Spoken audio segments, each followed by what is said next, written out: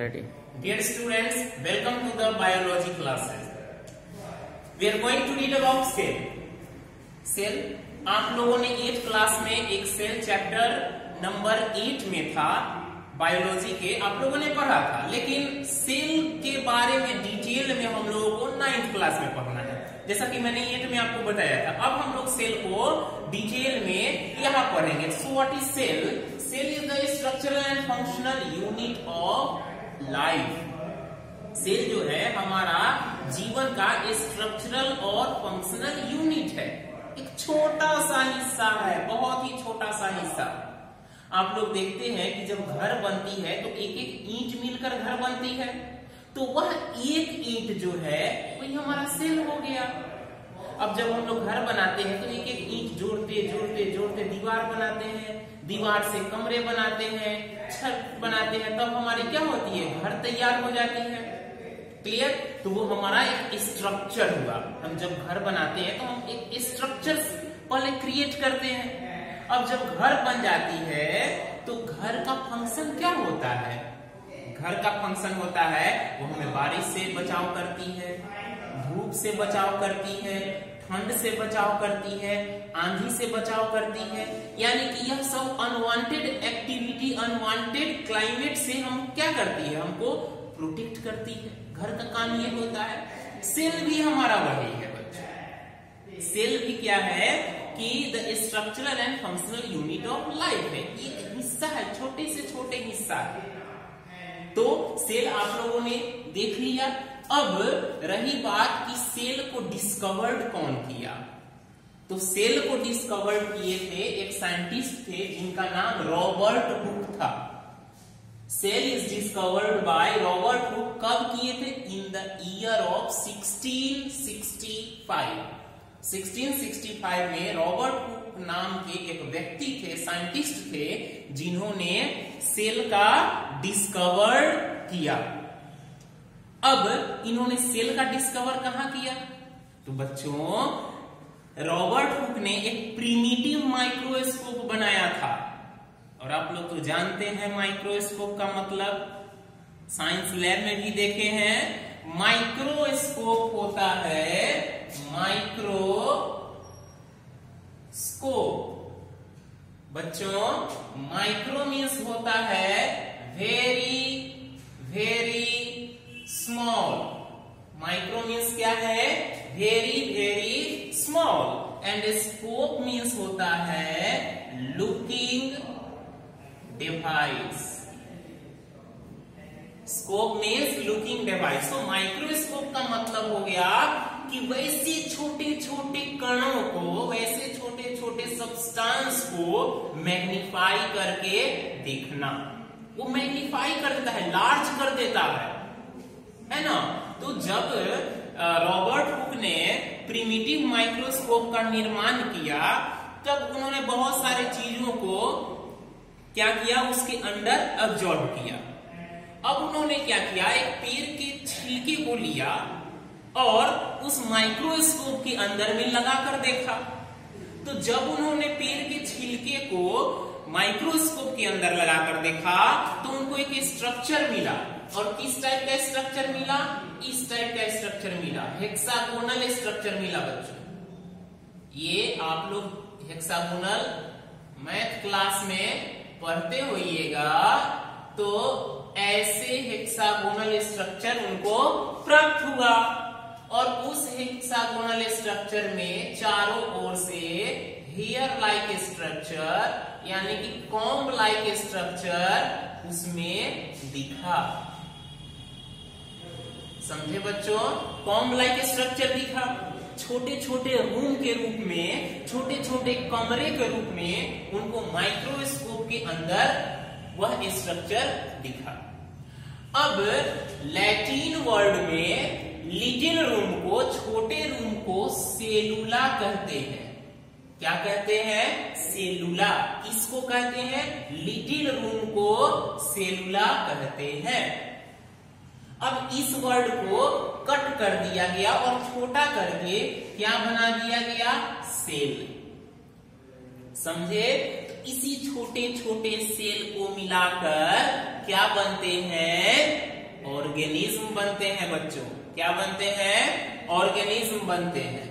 तो Robert Hooke जो थे उन्होंने सेल का डिस्कवर किया अंडर प्रिमिटिव माइक्रोस्कोप में। क्लियर? अब बच्चों ये सेल है हमारा, बहुत एक एक सेल मिलकर क्या बनता है? टिश्यू बनता है। फिर बहुत सारे टिश्यू मिलकर क्या बनते हैं? ऑर्गन बनते हैं। फिर बहुत सारे ऑर्गन मिलकर क्या बनते हैं बच्चों? Organ system. फिर बहुत सारे ऑर्गन सिस्टम मिलकर क्या बनते हैं? ऑर्गेनिज्म बनते हैं। बात समझ में आई? तो सेल जो है हमारा लाइफ का सबसे स्मॉलेस्ट पार्ट है। क्लियर? और यह सेल पर डे लाखों करोड़ों सेल हमारे अंदर बनती है और लाखों करोड़ों सेल हमारे अंदर से डेड हो जाती है। क्लियर? तो ये हमारा सेल है। अब कैरेक्टरिस्टिक्स ऑफ सेल, सेल की क्या कैरेक्टरिस्टिक्स है उसको हम लोग जानेंगे। तो फर्स्ट पॉइंट है they have the ability to replicate independently. यह स्वतंत्र है और अपने आप को रेप्लिकेट करने में, अपने आप को फिर से गेन करने में क्या करता है? कैपेबल है। दूसरा है they contain hereditary information. Hereditary यानी कि आनुवांशिक। हमारे गुण हमारे माता पिता से, हमारे दादा दादी से क्या होती है? जनरेशन टू जनरेशन ट्रांसफर होती है। और वो गुण क्या है? आई कलर हो गया। किसी के आई कलर क्या होते हैं? ब्राउन होते हैं। किसी के आई कलर क्या होते हैं? ब्लैक होते हैं। तो ये हमारा हेरिडिटरी कैरेक्टर हो गया। किसी का हेयर कर्ली होता है ना? तो यह जनरेशन टू जनरेशन क्या होते हैं? चलते रहते हैं। तो इसी को कहा जाता है दे कंटेन हेरिडिटरी इंफॉर्मेशन। कौन कंटेन करता है? हमारा सेल जो है हेरिडिटरी इंफॉर्मेशन को कंटेन करता है। अब है बच्चों they can perform all the life sustaining activities on their own. हमारे जितने भी लाइफ को जिंदगी जीने की जो आवश्यकता है वह कौन परफॉर्म करता है? सेल करता है। आदमी मरते क्यों है? क्योंकि उनका सेल सब धीरे धीरे काम करना क्या कर देता है बच्चों? बंद कर देता है। क्लियर? तो सेल में एक क्षमता है कि वह जब हमारा सेल, पुराना सेल डैमेज होता है, डेड होता है, तो खुद नया सेल बन जाता है। क्लियर? और वही जब नया सेल नहीं बनता है तब धीरे धीरे हमारा बॉडी काम करना बंद कर देता है। बात समझ में आई? दूसरा है last point they show similar chemical composition and metabolic activities. हमारे सेल में सभी का केमिकल का कंपोजिशन क्या है? सिमिलर है एंड सिमिलर मेटाबॉलिक एक्टिविटी भी है। अब एक टर्म आया है मेटाबॉलिक। बच्चों मेटाबॉलिक क्या होता है? तो केमिकल रिएक्शन हमारे बॉडी के अंदर 24 घंटे होते रहते हैं। हम लोग ऑक्सीजन लेते हैं ना, एक बार ले लेते हैं? नहीं ना, हम लोग 24 घंटे ऑक्सीजन लेते हैं और 24 घंटे कार्बन डाइऑक्साइड छोड़ते रहते हैं। केमिकल रिएक्शन हो रही है ना बच्चों? आप केमिस्ट्री में पढ़ते होइएगा रिएक्शन, है ना? तो जब ऑक्सीजन जो है ग्लूकोज के साथ कंबाइन करता है तो कार्बन डाइऑक्साइड वाटर और एनर्जी रिलीज करता है। क्लियर? और यह प्रोसेस क्या होती है? 24 घंटे होते रहती है। उसी को हम लोग मेटाबॉलिक एक्टिविटी कहते हैं। तो सेल भी हमारा क्या है? सिमिलर केमिकल कंपोजिशन और मेटाबॉलिक एक्टिविटीज में पार्टिसिपेट करता है। समझे?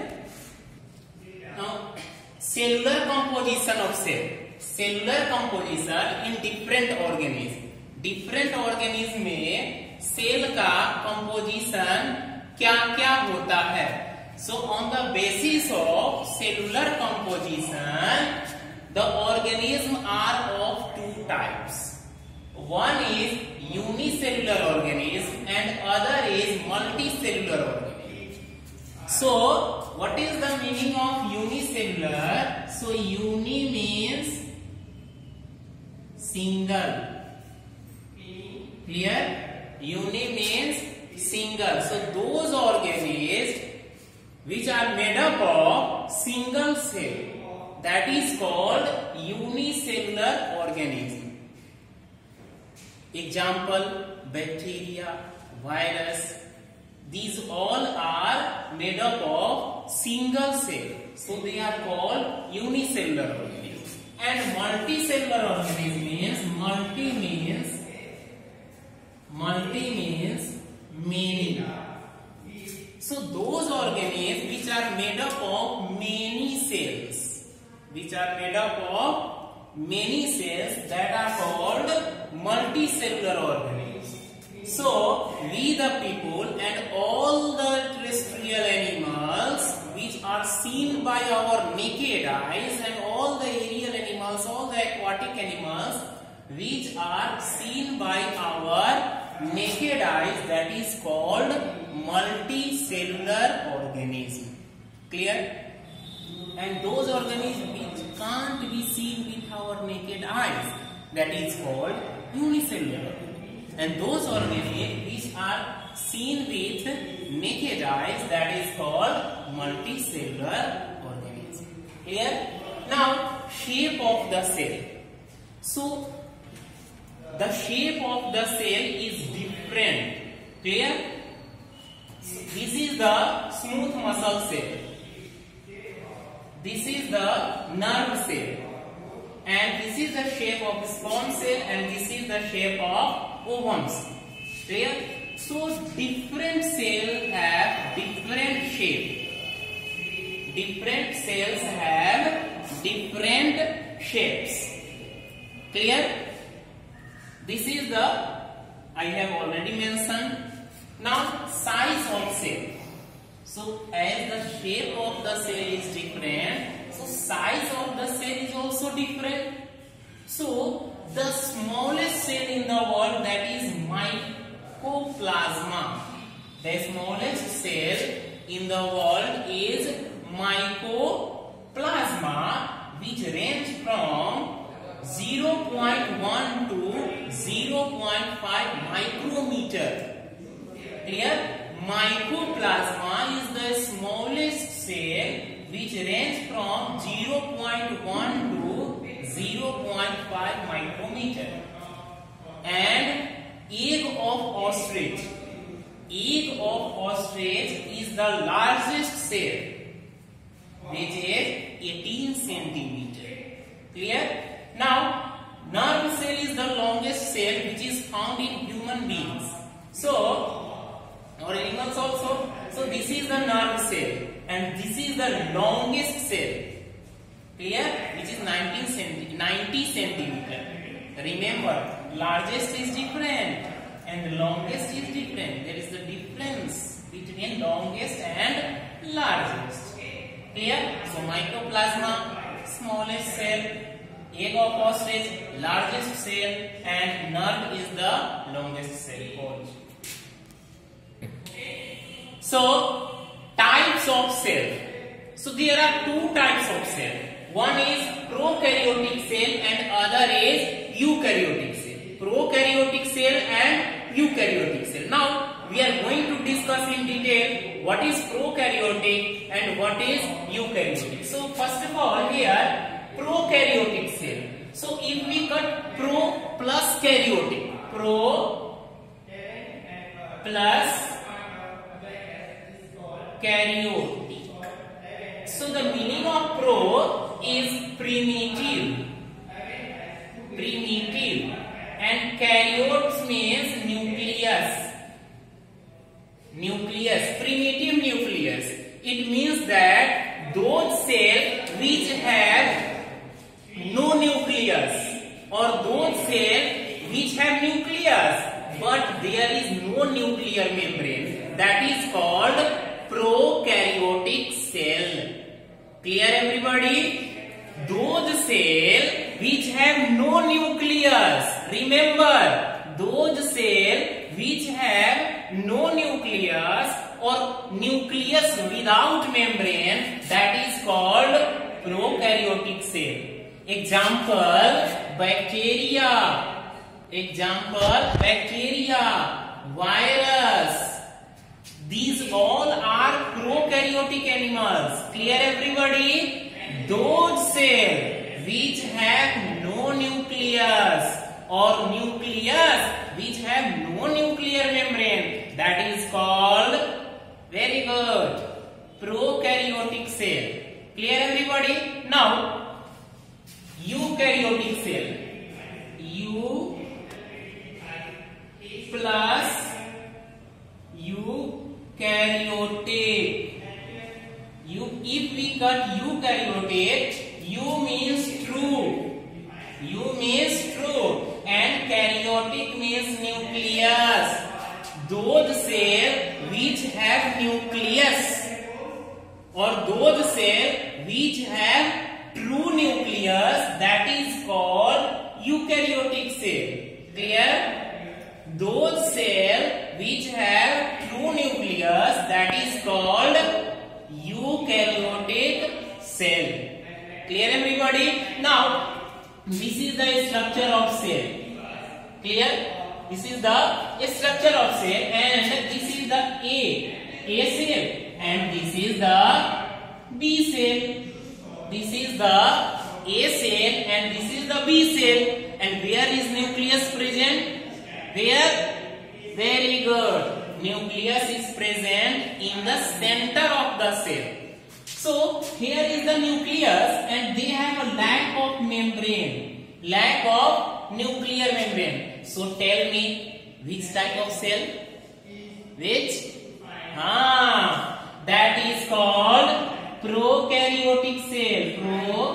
Prokaryotic cell.